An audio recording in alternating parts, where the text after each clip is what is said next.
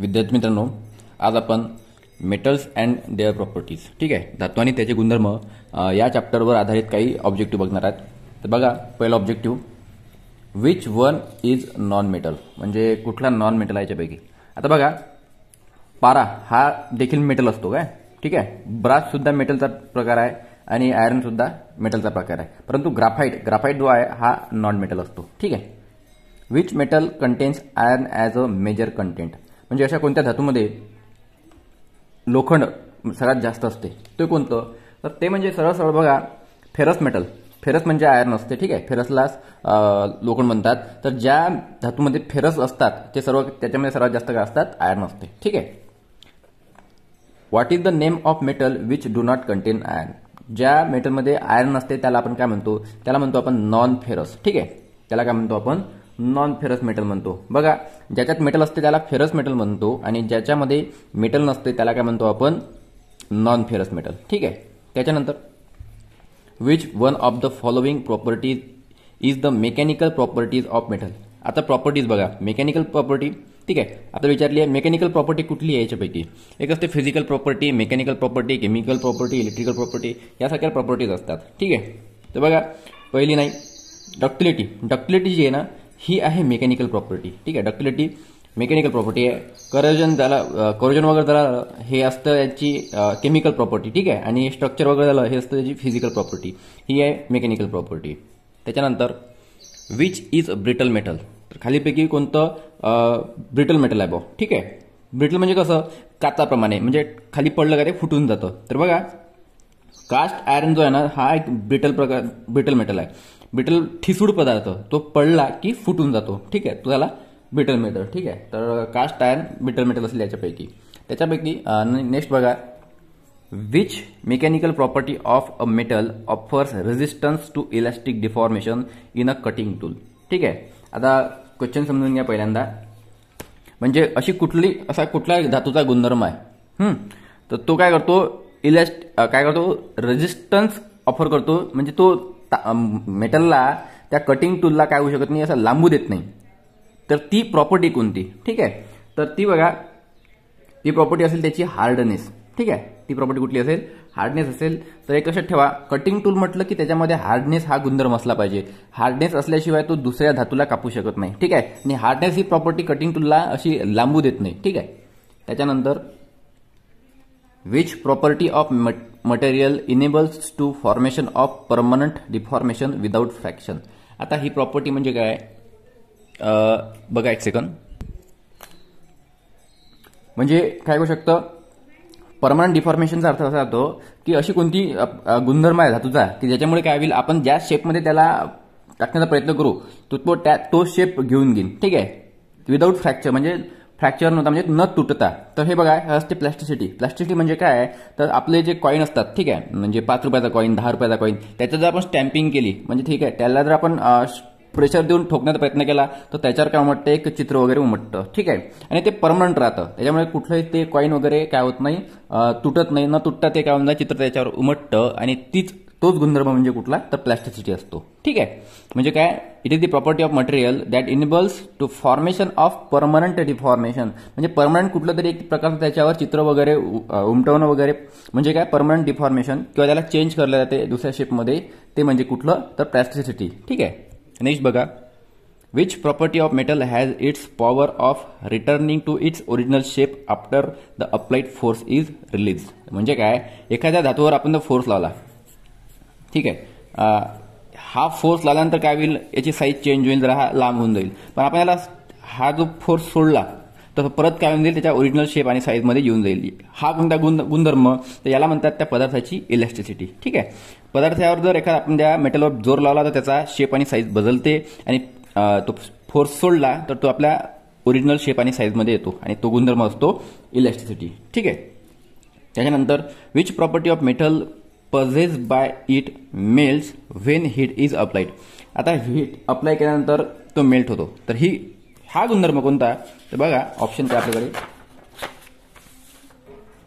तर धातू तो पिघळून जातो त्याला हीट दिल्यानंतर, तर ती प्रॉपर्टी असते फ्युजिबिलिटी, ठीक आहे. त्याला काय म्हणतात, फ्युजिबिलिटी किंवा गलनीयता. त्याच्यानंतर, which alloy use in electric lamp as a filament. आता तुम्हाला माहिती आहे आपला जो घरचा लाईट असतो, ठीक आहे, आता तो बंद झाला आहे, आता वापरत नाही, या प्रकार लाईट असतो. आणि इथे फिलामेंट असते, ही कुठल्या धातूची बनली असते, तर ही असते टंगस्टनची. ठीक आहे, टंगस्टन या धातूपासून ती फिलामेंट बनलेली राहते. नंतर बघा, what metal contains in a brass alloy. आता ब्रासमध्ये कुठले कुठले धातू राहतात बघा, एक असतं ब्रास आणि एक असतं ब्रॉन्झ. ठीक आहे, आता इथे तुम्हाला कन्फ्युजन होईल. एक असतो ब्रॉन्झ आणि एक असतो ब्रास. दोघांमध्ये कॉपर असतं, ठीक आहे, परंतु एकामध्ये कॉपर अँड झिंक असतं आणि एकामध्ये कॉपर अँड टीन असतं. तर जिथं ब्रॉन्झ आहे तिथं झिंक नसतो. ठीक आहे, जो ब्रॉन्झ आहे तिथं झिंक नसतो. आणि ब्रासमध्ये काय असते, copper and tin, copper and zinc असतं. ठीक आहे, ब्रासमध्ये काय असते, कॉपर अँड झिंक असते, तर ब्रॉन्झमध्ये कॉपर अँड टीन असते. ठीक आहे, परत सांगतोय, ब्रॉन्झ, जिथं ब्रॉन्झ असा शब्द उच्चारित असेल तिथं झिंक नसतो. ठीक आहे, त्याच्यामुळे ब्रॉन्झमध्ये काय येईल, कॉपर अँड टीन, आणि ब्रासमध्ये येईल कॉपर अँड झिंक. ठीक आहे. Next, which cast iron can not be welded. असं कुठला कास्ट आयर्न आहे किंवा त्याचा प्रकार आहे तो आपण वेल्ड करू शकत नाही. ठीक आहे, तर कुठलं कास्ट आयर्न आहे ते वेल्ड होऊ शकत नाही, तर ते असतं व्हाईट कास्ट आयर्न. ठीक आहे, a grey cast iron, white cast iron, malleable cast iron, nodular cast iron, हे कास्ट आयर्नचे प्रकार आहेत. तर यापैकी जो व्हाईट कास्ट आयर्न असतो आपण त्याला वेल्डिंग करू शकत नाही. ठीक आहे. Which metal can not B forge. तर असं कुठला धातू आहे ज्याचा आपण फॉर्जिंग करू शकत नाही. फॉर्जिंग म्हणजे काय, तर त्याला ठोकून डोकून आकार देणे. लोहार काम तुम्ही बघितलं असेल, म्हणजे कुऱ्हाड, विडा जे काय करतात गरम करून त्याला आकार देतात, त्याला म्हणतात फॉर्जिंग मेथड. तर कोणता मेथड आपण फॉर्ज करू शकत नाही, तर बघा हा कास्ट आयर्न आहे ना, याच्यावर आपण फॉर्जिंग मेथड अप्लाय करू शकत नाही, तो फॉर्ज होऊ शकत नाही. ठीक आहे, कास्ट आयर्नवर फक्त आपण कास्टिंग करू शकतो, म्हणजे त्याला पिघळून आकार देऊ शकतो, पण त्याला फॉर्ज करू शकत नाही. ठीक आहे. Which metal is widely use for making casting of machinery parts. आता मशिनरी पार्ट जर आपल्याला बनवायचे असेल ना, तर ग्रे कास्ट आयर्न. ठीक आहे, तर हा खूप जास्त प्रमाणात वापरतात.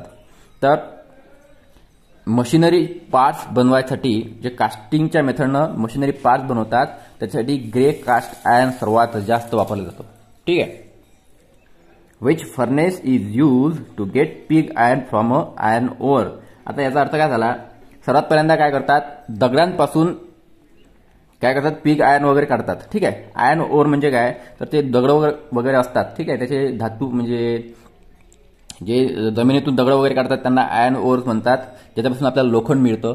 तर त्या आयर्न ओर पासून काय तयार करतात, सर्वात पहिल्यांदा पिग आयर्न तयार करतात. ठीक आहे, तर हे पिग आयर्न कुठल्या फर्नेसमध्ये केलं जातं तयार. ठीक आहे, कुठल्या भट्टीमध्ये तयार केलं जाते, तर त्याला काय म्हणतात, त्याला म्हणतात ब्लास्ट फर्नेस. ठीक आहे, पिग आयर्न ब्लास्ट फर्नेसमध्ये तयार केलं जाते. ठीक आहे, सगळ्यात पहिल्यांदा काय करतात बघा, प्रोसेस कशी असते, एक कच्चे लोखंड म्हणजे आयर्न ओर घेतात. ठीक आहे, आयर्न ओर घेतात, त्याला भट्टीमध्ये टाकतात, या भट्टीमध्ये आपल्याला पिग आयर्न भेटते, आणि परत पिग आयर्न दुसऱ्या भट्टीमध्ये टाकतात, तर आपल्याला काय भेटते, कास्ट आयर्न भेटते. ठीक आहे, पहिली भट्टी ब्लास्ट फर्नेस म्हणतात आणि दुसऱ्या भट्टीला कोपुला फर्नेस म्हणतात.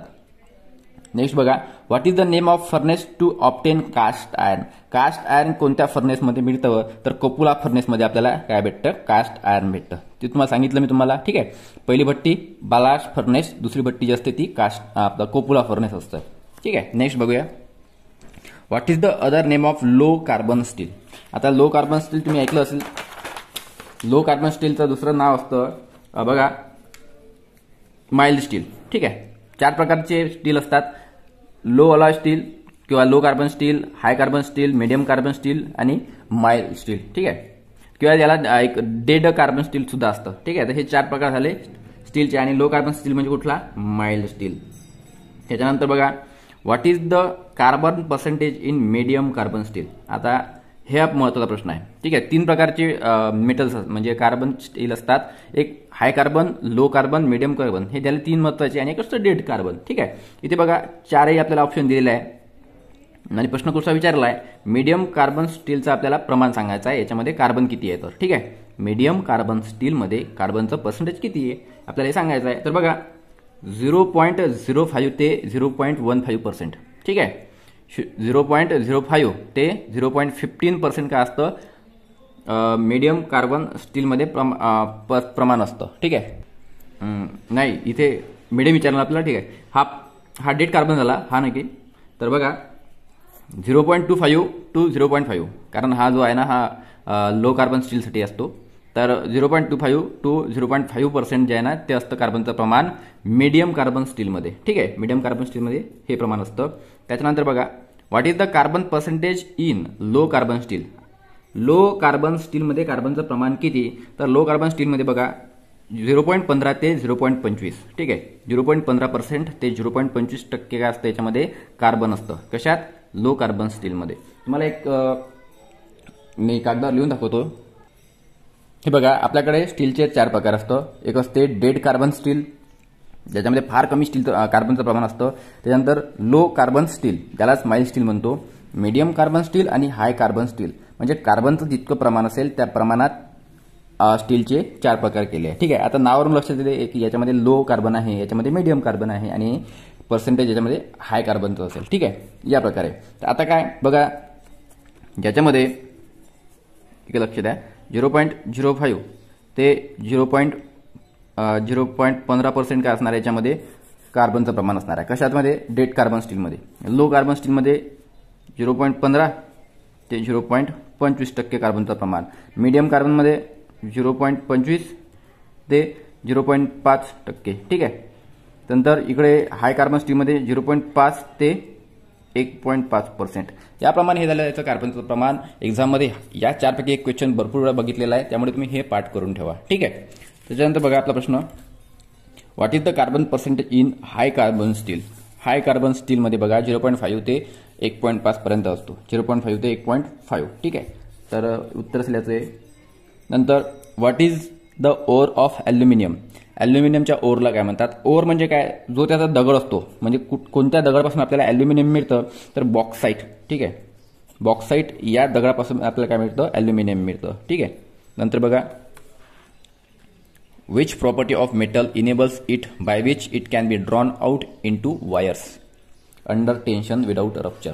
म्हणजे धातूची अशा कोणतं गुणधर्म. आता बघा तुम्हाला इंग्लिशमध्ये नाही समजलं, तुम्ही इथे हिंदीत सुद्धा वाचून समजून घेऊ शकता, परंतु मी मराठीमध्ये समजून सांगतोय. ठीक आहे, तर बघा काय म्हणतं. असा कोणत्या धातूचा गुणधर्म आहे की ज्याच्यामुळे आपण काय करू शकतो, त्या धातूला काय करू शकतो. समजा हा आपला धातू आहे, याला काय करणार असं जर जोरात ओढलं तर याचं कन्व्हर्जन कशामध्ये करणार आपण. याला करणार वायरमध्ये कन्वर्ट. ठीक आहे, हा जो धातू आहे हा कशात कन्वर्ट होऊन जाईल.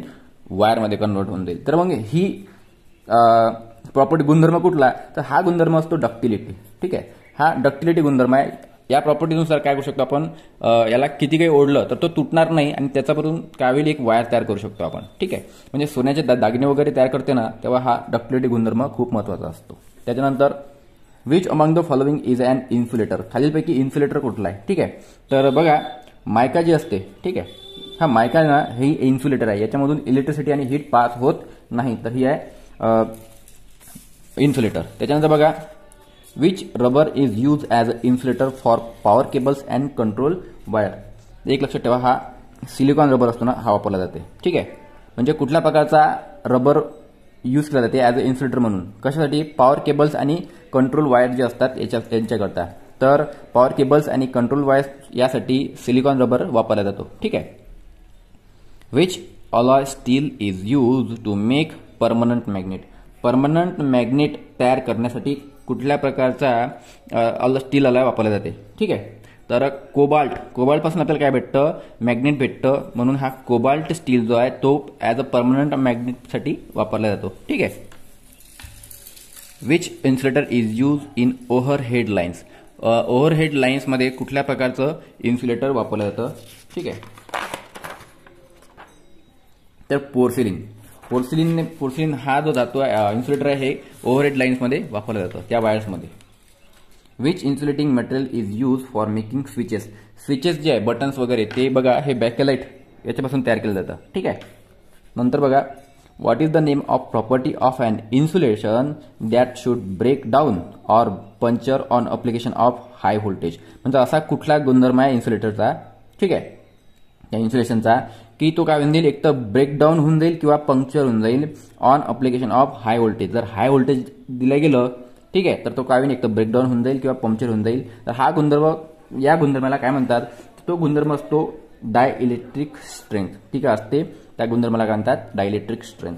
नंतर बघा which alloy steel is use for making precious instrument. जे प्रिसियस इन्स्ट्रुमेंट असतात म्हणजे ज्याने आपण काय करतो, मोजमाप वगैरे करतो, व्हर्नियर कॅलिपर झालं, ते मिलीमीटर झालं, काय म्हणतात त्याला, मायक्रोमीटर वगैरे, जे प्रिसियस इन्स्ट्रुमेंट असतात त्यांच्याकरता जो स्टील वापरतो त्याला काय म्हणतात, इनव्हर्स स्टील. त्यांना काय म्हणतात, इनव्हर्स स्टील म्हणतात. कारण हा इनव्हर्स स्टील जो आहे तो लांबत नाही, ठीक आहे, हा लांबत नाही, जसा आहे तसाच राहतो, ठीक आहे. त्याच्यानंतर बघा which steel is use for making files and cold chisel. Files आणि कोल्ड चिझलसाठी आपण हाय कार्बन स्टील हा वापरतो, ठीक आहे, हाय कार्बन स्टील. हा सर्वात महत्त्वाचा प्रश्न आहे, खूप वेळा विचारला गेला आहे, ठीक आहे.